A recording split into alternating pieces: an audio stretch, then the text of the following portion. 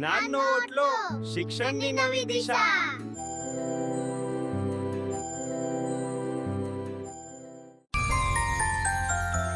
આપના જ્ઞાનની અહીં વાત છે, નવા શિક્ષણની શરૂઆત છે. જ્ઞાનનો ઓટલો નવી દિશા, જ્ઞાનનો ઓટલો નવી દિશા. સૌનું સ્વાગત છે અહીંયા, જ્ઞાનનો ઓટલો નવી દિશા.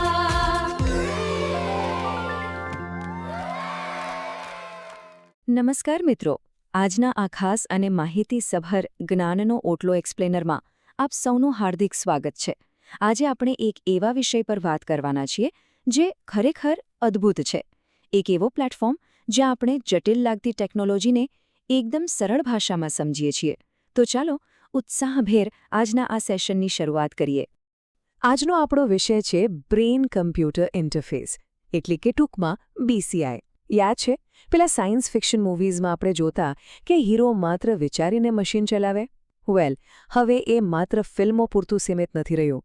આજે એ આપણી વાસ્તવિકતા બની રહ્યું છે. આપણે આજે એ જ સમજવાના છીએ કે આખરે માનવ મગજ અને કમ્પ્યુટરનું આ મિલન થઈ કઈ રીતે રહ્યું છે અને આ ક્રાંતિ ભવિષ્યને કેવી રીતે બદલી નાખશે. મગજ અને મશીનનું મિલન, એટલે કે BCIના પાયાના ખ્યાલો. હવે જરા વિચારો, સામાન્ય રીતે આપણે કમ્પ્યુટર ચલાવવું હોય તો કીબોર્ડ, માઉસ અથવા તો વોઇસ કમાન્ડ આપવો પડે, રાઇટ? પણ આ બ્રેઇન કમ્પ્યુટર ઇન્ટરફેસમાં આ બધાની કોઈ જ જરૂર રહેતી નથી. આપણું મગજ અબજો ન્યુરોન્સથી બનેલું છે અને મજાની વાત એ છે કે જ્યારે પણ આપણે કંઈક વિચારીએ અથવા શરીરનું કોઈ અંગ હલાવવાનો પ્રયાસ કરીએ ને ત્યારે આ ન્યુરોન્સ વચ્ચે એકદમ નાનો સૂક્ષ્મ ઇલેક્ટ્રિક કરંટ પસાર થાય છે. બસ BCI ટેકનોલોજી આ જ ઇલેક્ટ્રિક સિગ્નલને પકડી લે છે, એટલે કે માત્ર વિચાર કરવાથી જ મશીનને આદેશ મળી જાય છે. છે ને કમાલ? આગળ વધીએ આપણા બીજા વિભાગ તરફ, સિગ્નલ પકડવાની પદ્ધતિ, એટલે કે આ BCI ખરેખર કાર્ય કેવી રીતે કરે છે. જો અહીં સિગ્નલ પકડવાની મુખ્યત્વે બે રીતો છે. પહેલી છે નોન ઇન્વેઝિવ પદ્ધતિ.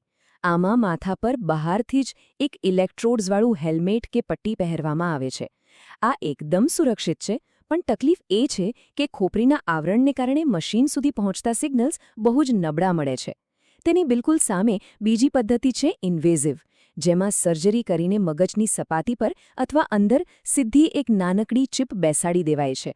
આનાથી સિગ્નલ્સ એકદમ સચોટ અને પાવરફુલ મળે છે. અને હા, ઇલોન મસ્કની પ્રખ્યાત કંપની ન્યુરાલિંક આ જ ઇન્વેઝિવ પદ્ધતિનો ઉપયોગ કરી રહી છે.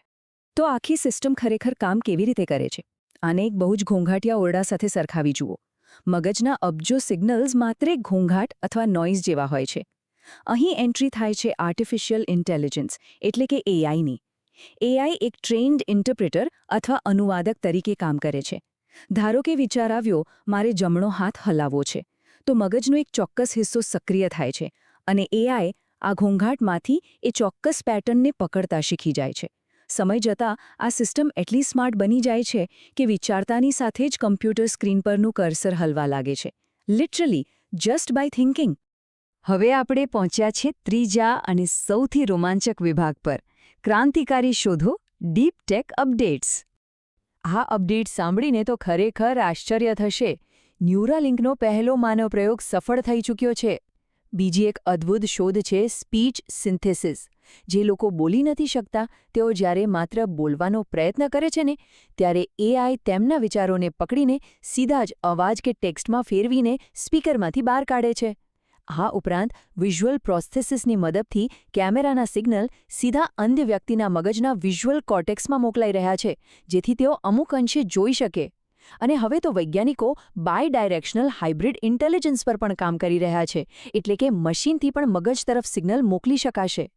આટલું જાણ્યા પછી ચાલો ચોથા વિભાગ પર જઈએ, મોટા તબીબી ફાયદા, જીવનમાં પરિવર્તન. આ ટેકનોલોજી માત્ર ગેમ્સ રમવા પૂરતી સીમિત નથી. મેડિકલ ક્ષેત્રે આ એક બહુ મોટી ક્રાંતિ છે. લકવાગ્રસ્ત લોકો અથવા જેમના અંગો કપાઈ ગયા છે તેઓ હવે પોતાના રોબોટિક હાથ-પગને માત્ર વિચારોથી બિલકુલ કુદરતી રીતે ચલાવી શકશે. અને ભવિષ્યની શક્યતાઓ તો જુઓ, એવું બની શકે કે કોઈ નવી ભાષા કે નવો વિષય સીધો જ મગજમાં ડાઉનલોડ કરી શકાય. વધુમાં મગજના અમુક હિસ્સાને ઉત્તેજિત કરીને ડિપ્રેશન, અલ્ઝાઇમર અને પાર્કિન્સન જેવી ગંભીર માનસિક બીમારીઓનો સચોટ ઇલાજ પણ શક્ય બની શકશે. પણ દરેક સિક્કાની બે બાજુ હોય છે. એટલે જ આપણો પાંચમો અને અંતિમ વિભાગ છે નૈતિકતા અને પડકારો. કેટલીક મુશ્કેલીઓ. જુઓ, સૌથી પહેલો અને મોટો જૈવિક પડકાર છે બાયોકોમ્પેટેબિલિટી.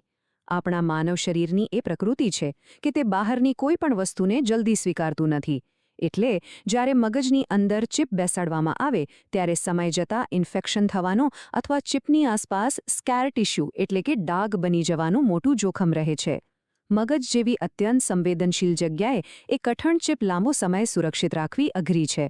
જો કે વૈજ્ઞાનિકો અત્યારે એવા નરમ અને લવચીક મટીરિયલ્સ બનાવી રહ્યા છે જે મગજની કોમળ પેશીઓને નુકસાન ન પહોંચાડે. હવે જે સવાલ છે ને એ ખરેખર વિચારવા જેવો છે. પ્રાઇવસી. જો કોઈ મશીન આપણા વિચારો વાંચી શકે તો શું ખાનગી જીવન જેવું કંઈ બચશે ખરું? જરા કલ્પના કરો, તમારા અંગત વિચારો પણ ડિજિટલ ડેટા બની જાય. અને સૌથી ડરાવણી વાત, જેમ કમ્પ્યુટર કે ફોન હેક થાય છે તેમ જો કોઈના મગજમાં લાગેલી ચિપ હેક થઈ ગઈ તો શું? કોઈ બીજું વ્યક્તિ મગજનો ડેટા ચોરી લે અથવા ખોટા વિચારો નાખી દે.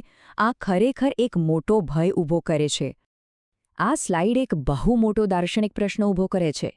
ભવિષ્યમાં જો એવી ટેકનોલોજી વિકસે કે આપણા માનવ વિચારો, યાદો અને ચેતનાને સંપૂર્ણપણે ક્લાઉડ સ્ટોરેજ પર અપલોડ કરી શકાય, તો શું તેનો અર્થ એ થશે કે માનવી અમર થઈ ગયો?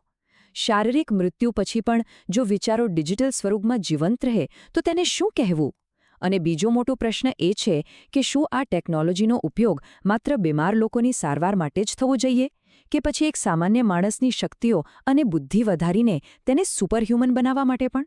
આ એવા સવાલો છે જેના જવાબો સમાજે શોધવા જ પડશે. અને અંતે એક એકદમ માઇન્ડ બ્લોઈંગ હકીકત શેર કરીને આ સેશન પૂરું કરીએ. વૈજ્ઞાનિકો અત્યારે બ્રેન ટુ બ્રેન કમ્યુનિકેશન પર પ્રયોગો કરી રહ્યા છે. એટલે કે એક એવું ભવિષ્ય જ્યાં બે વ્યક્તિઓ એક શબ્દ બોલ્યા વગર માત્ર વિચારો દ્વારા જ એકબીજા સાથે વાતચીત કરી શકશે. આ એક પ્રકારની ટેકનોલોજીકલ ટેલિપથી હશે જે માનવ જોડાણને એક નવા જ સ્તર પર લઈ જશે. આ સંપૂર્ણ અને માહિતીસભર એક્સપ્લેનર જોવા માટે તમામ દર્શક મિત્રોનો ખૂબ ખૂબ આભાર. જો આ માહિતી રસપ્રદ લાગી હોય તો આવી જ અદ્ભુત જાણકારી માટે આ ચેનલને ચોક્કસ સબસ્ક્રાઇબ કરો. ઉપરાંત વધુ સ્ટડી મટીરિયલ મેળવવા માટે ડિસ્ક્રિપ્શન અને કોમેન્ટ વિભાગમાં આપેલી લિંક દ્વારા અમારા વોટ્સએપ ગ્રુપમાં અત્યારે જ જોડાઈ જાઓ. ફરી મળીશું આવા જ એક નવા અને રોમાંચક વિષય સાથે.